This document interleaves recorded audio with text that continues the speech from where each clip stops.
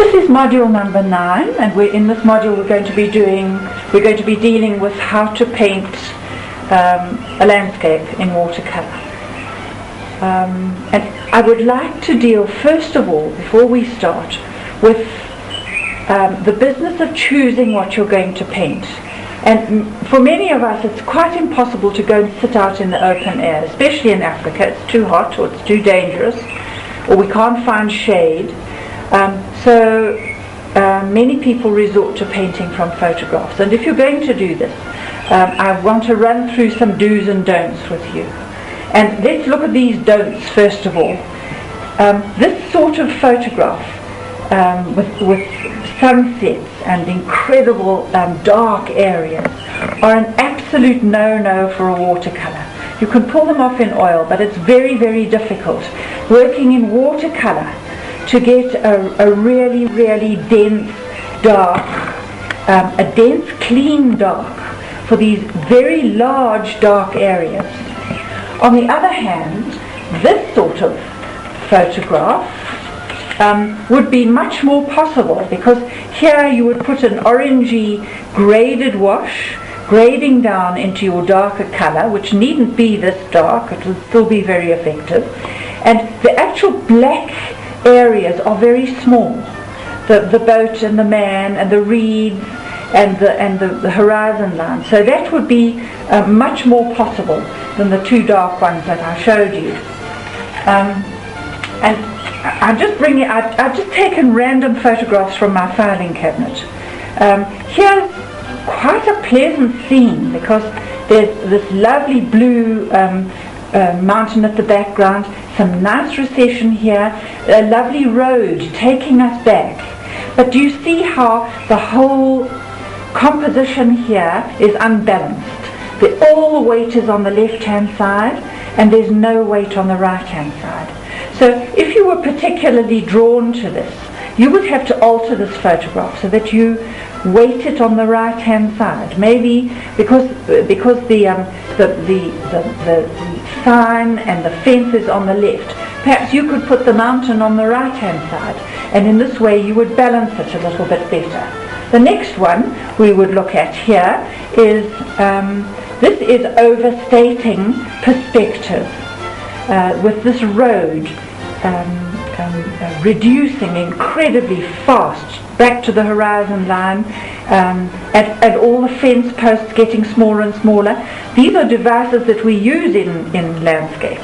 The perspective lines running back and objects decreasing in size. But this business of putting a road right in the middle of the of your painting is not a good idea. Here is a better one, and this shows you clearly how the colours are warmer in the foreground and how they blue and blue and blue till they go back, and look how blue that mountain is at the back. This is also a good example of how clouds recede in size as they go back into the distance. Then talking about composition, here's a very good example of a low horizon line, and this would be quite a nice painting for a beginner in watercolour to paint. Quite a simple big sky and a very low horizon line, mostly just a silhouette. It is not so dark here that we can't see what's going on, so that would be a strong possibility for a good painting. Here's an example of an African landscape where you see clearly how the colours are very, very warm. They're hot here in the foreground, and they cool as they go back. And also the shapes in the background, the flat lines get closer and closer together and cooler, which is giving us that lovely sense of distance going backwards. Another one here, a very simple African landscape, illustrating how contour lines get closer together as they go back towards the horizon. This is a device that we use in painting to suggest the illusion of distance. And here's a lovely one. It's a beautiful landscape, this. And the big attraction here is the wonderful focal point that is provided by the grasses against the dark shadow on this bank. And we're always looking in a landscape for a satisfactory focal point. The landscape can be very beautiful, but if there's no final resting place for the eye, it will be unsatisfactory. These grasses here provide a wonderful focal point.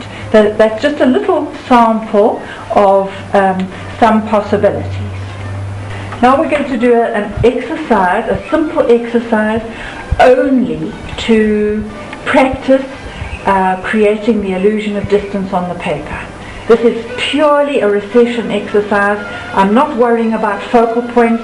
I'm not worrying about focal lines. I'm not worrying about placement of the horizon. I am just going to demonstrate how to create the feeling that we're looking into a deep landscape here. I've already toned this painting. I've just put a pale raw sienna wash on it just to warm it up a little bit, otherwise it can be very cold. My first step is to put, I just want to put a raw sienna wash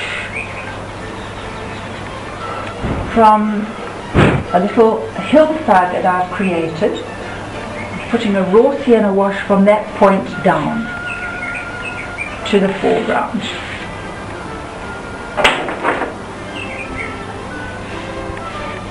I'm painting with big brushes, nice and wet and loose.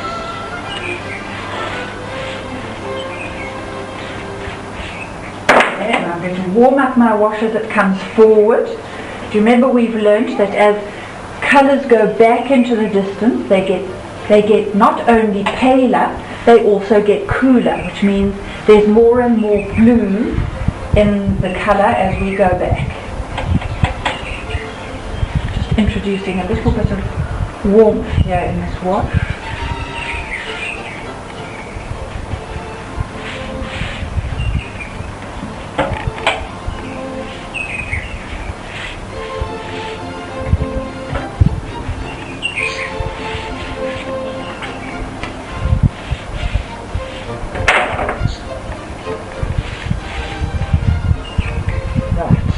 First step, and you would need to let that dry. It's a little bit hot for so far back, take it out.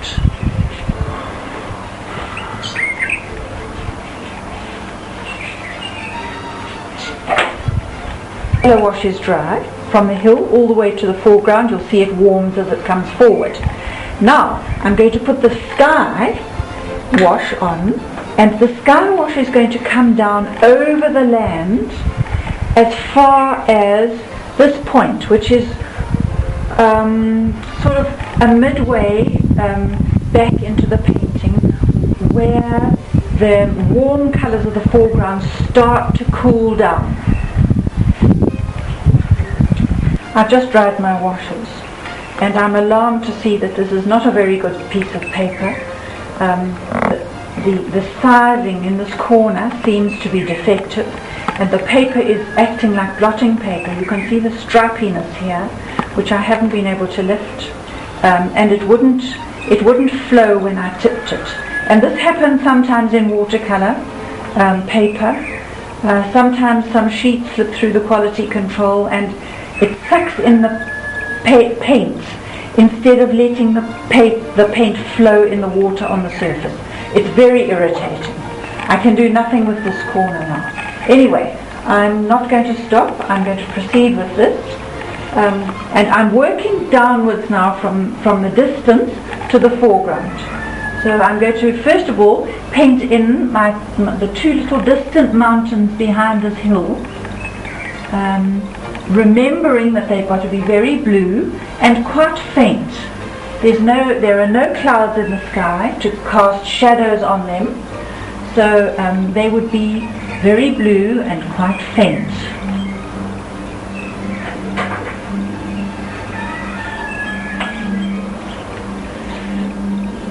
Too strong.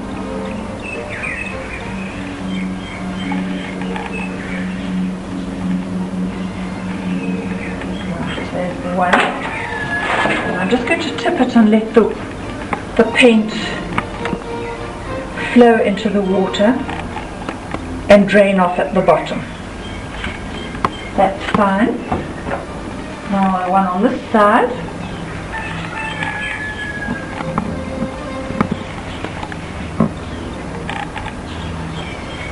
Same story.